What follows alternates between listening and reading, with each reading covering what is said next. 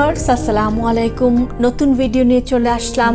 এই ভিডিওটি দেখার জন্য এবং আমার চ্যানেলে জয়েন করার জন্য আপনাদের সবাইকে জানাচ্ছি অনেক ধন্যবাদ।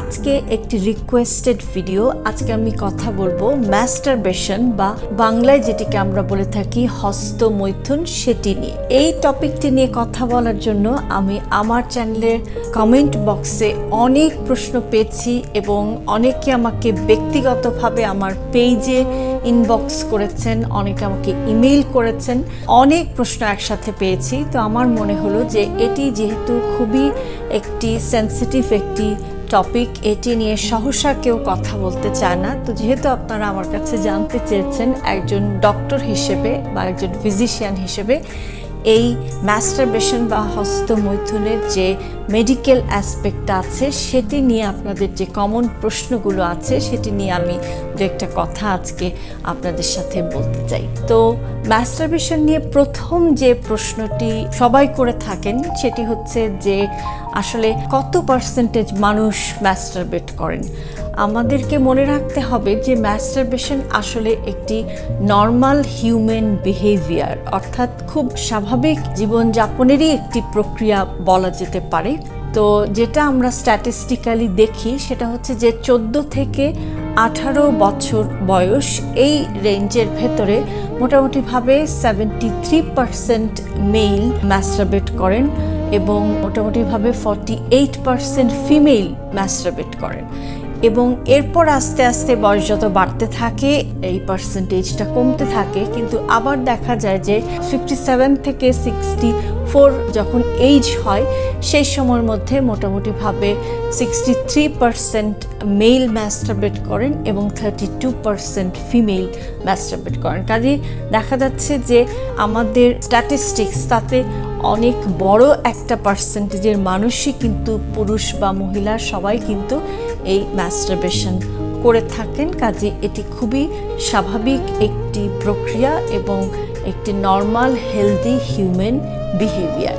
এরপরে যে প্রশ্নটি আসছে সেটি হচ্ছে যে এই যে ম্যাস্টারবেশন সেটি আসলে হেলদি না এটি হার্মফুল, অর্থাৎ এটি ভালো না এটি আপনার শরীরের জন্য ক্ষতিকর।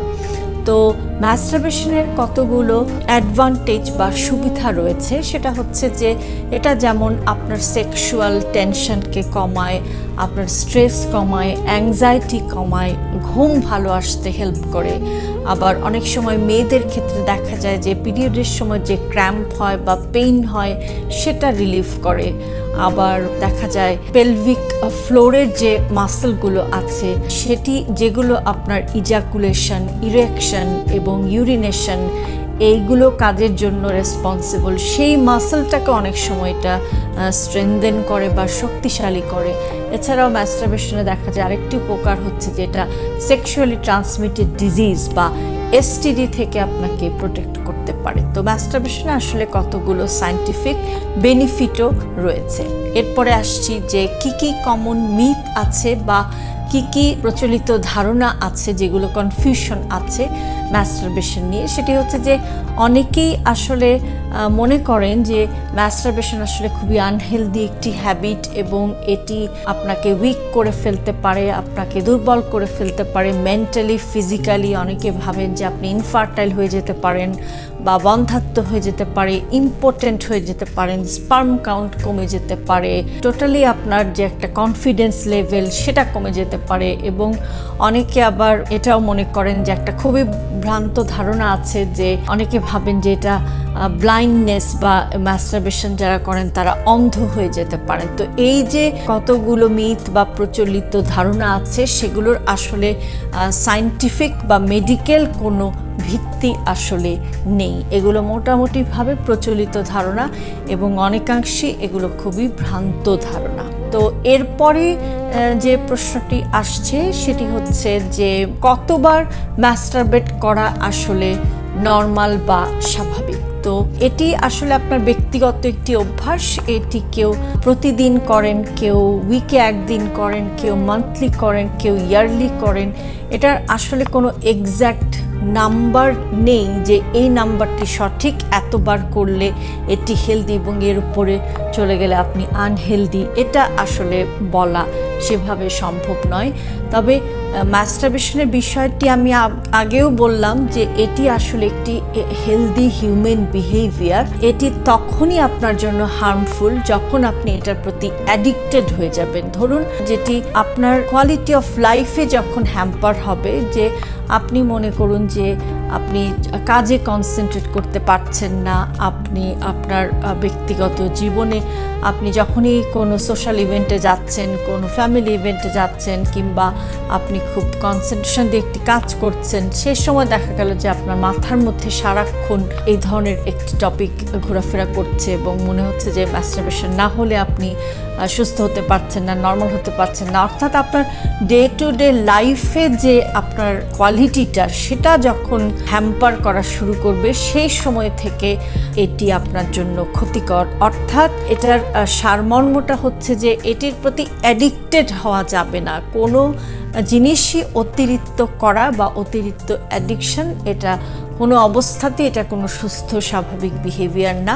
এবং যারা এ ধরনের অ্যাডিক্টেড হয়ে যান, তখন তাদের জন্য সাজেশন হচ্ছে যে তখন আপনাকে একজন সাইকোলজিক্যাল কাউন্সেলরের সাথে আপনাকে তখন কিন্তু কনসাল্ট করতে হবে বা কথা বলতে হবে।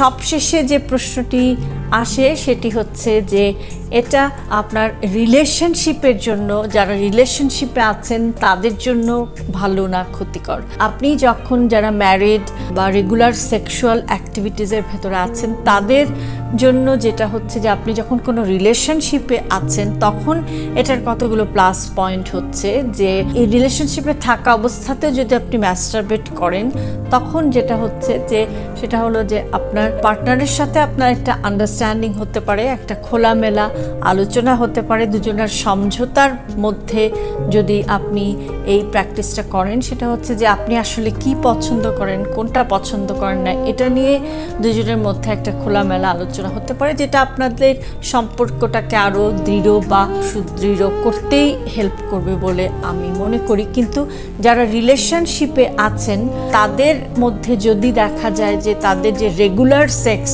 সেটা না হয়ে যদি দেখা যায় যে কন্টিনিউয়াস আপনি শুধুমাত্র ম্যাস্টারবেশনেই অভ্যস্ত হয়ে গেলেন, সেটি কিন্তু কোনোভাবেই কোনো হেলদি প্র্যাকটিস নয়। কাজেই রিলেশনশিপে যারা আছেন তারা যদি মাঝে মাঝে ম্যাস্টারবেট করে নিজের যে স্ট্রেসটা, সেটা অ্যাংজাইটিটা কমান, দুজনের আন্ডারস্ট্যান্ডিংয়ের মধ্যে যদি এটি আপনাদের মধ্যে হয়, তখন সেটির একটি বেনিফিট রয়েছে বা সেটি আপনাদের সম্পর্কটিকে আরও ভালো করবে বলেই আমার বিশ্বাস। কিন্তু এটি যদি আপনি নিজের কনজুগাল লাইফটাকে হ্যাম্পার করে আপনি যদি শুধুমাত্র এই অভ্যাসটাতেই অভ্যস্ত হয়ে যান, সেটি অবশ্যই একটি আনহেলদি প্র্যাকটিস এবং এটি আপনার কনজুগাল লাইফটিকে আরও ডিস্টার্ব করবে বা এটিকে আরও ক্ষতির মধ্যেই ফেলে দিবে।